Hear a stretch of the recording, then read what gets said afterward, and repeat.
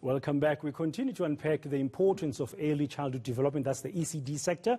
And of course, how do we nurture our children from that very early age of birth right through before they begin school, so that by the time they get to grade R or RR or whatever that early stage is, they're actually as ready as we have made them to be. I'm still joined by early childhood development specialist Marie-Louise Samuels, educationalist Yandiswa Xhakaza, and of Nali'Bali NGO, and HCI Foundation CEO Jamala Safari. Now, quality has been raised as an important part in terms of what we do for our children.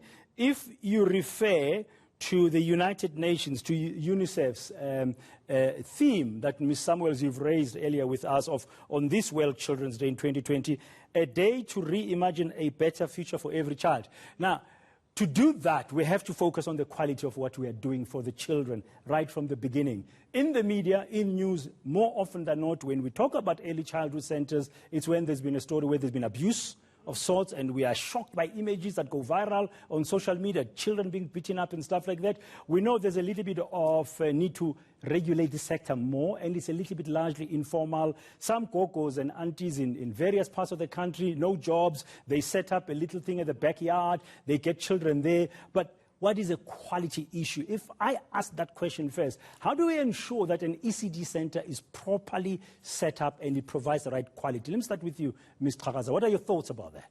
Great question. You see, I'm tempted to say if we're not going to do it well, don't do it at all. But we know that's just not the reality of our communities, right? There are mothers or parents who have to work late, who have to work extraordinary hours, and they do need someone, that gogo you speak to really look after their child during the day or even at night at times. And sometimes they don't earn enough to actually take them to a quality ECD center. So there are socioeconomic factors that impact what we deem to be quality. But to answer your question, a quality ECD center is really all about safety first, right? So just the infrastructure, the building itself must be safe enough, must have, tools and resources that children want to use, that they can play. So you go to this gogo's home, and it's a small shack. There's no jungle gym. There are no puzzles. There are no books. Is it an ECD center then, right? So there are basics that need to be in place, but central to quality is the quality of the practitioner. Because if you are trained, you will understand the importance of a daily program. That there is circle time. When we start the day, children gather in a circle and we get to recap, how was your day, or how do you want to start this day? Just basics that need to be in place. Yeah, now, I mean, you're so right, because that mother might not have no other option but to leave the child with that gogo there. And I'm just thinking about the theme, Ms. Samuels, of reimagining a better future for all children, according to UNICEF, going forward.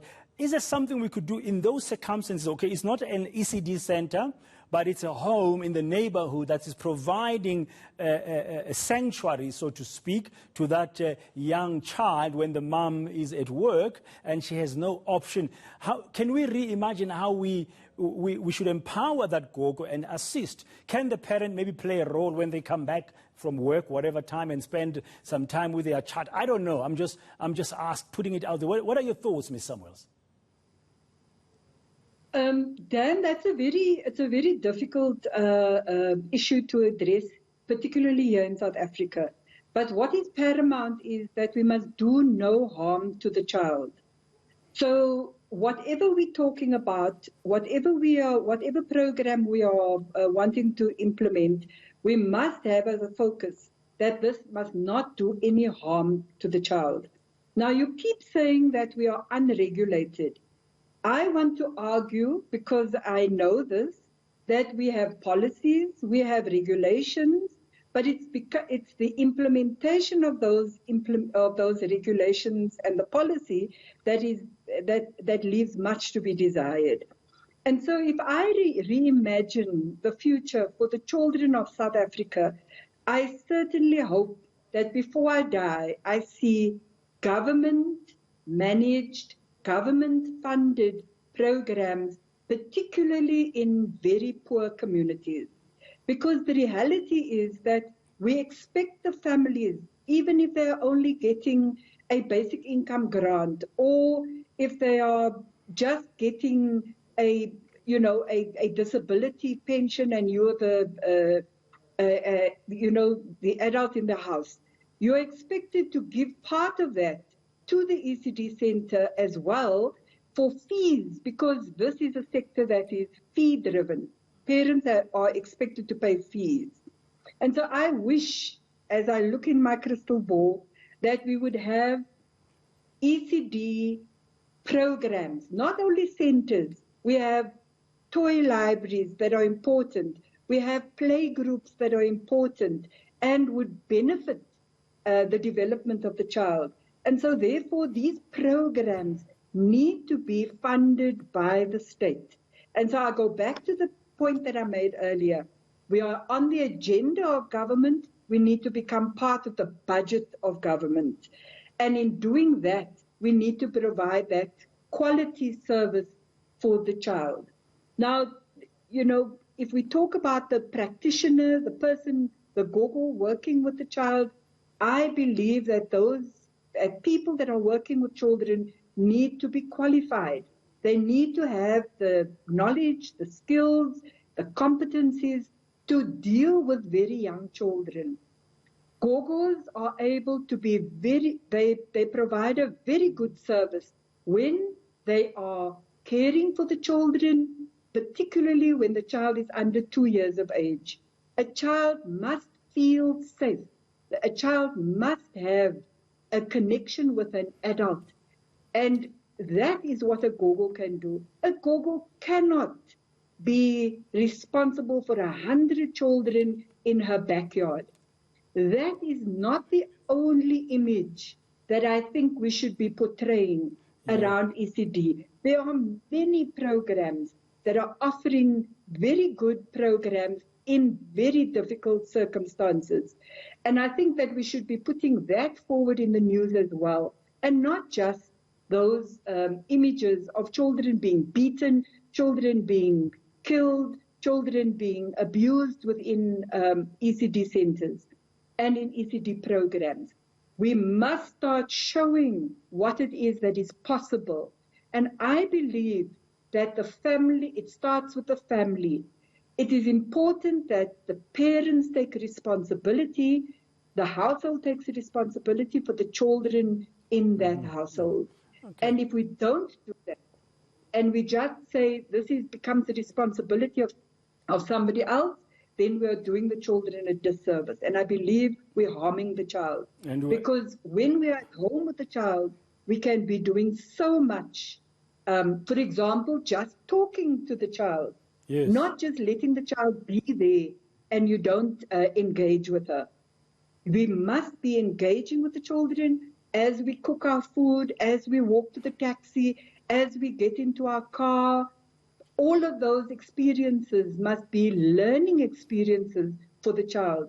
And the child must enjoy talking to the adults. Okay, Ms. Samuels, I think you make a number of valid points there. I think if that future you are reimagining, but it must happen before you leave this earth, you want government to have ECD programs, not centers, in the poorest of the poor communities. I guess one of the aspects of that program will have to be helping that gogo to get the new skills or the skills she requires to assist. Just, Mr. Safari, let me bring you in here. When you as HCI Foundation receive an application from an early childhood development program, do you do checks before you find if it's legit, if it is well run, and as Ms. Xhakaza and Ms. Samuels have said, that it's a safe place for the child?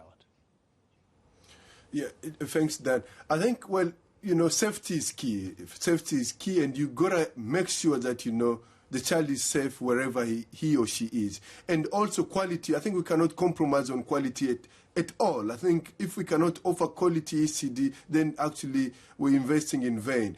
For us as a foundation, whenever we receive an application, yes, we do our due diligence.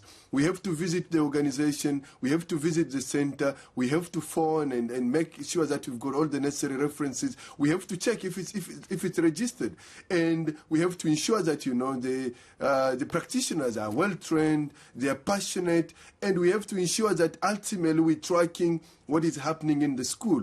If we're working with a child, of course, we have to make sure that whatever that we're teaching the child actually is having a positive impact on his or her life. And that way, often we talk about tracking. For us, it's not just about, we invest and we go, but it's really about we track what happened to the child that we have been investing in. What happened to a year, next year, 2 years, 3 years, to make sure that our investment actually is yielding the kind of result we want to see. But I want to come back on the issue of quality. I think for me, what I feel is that government must play a big role here.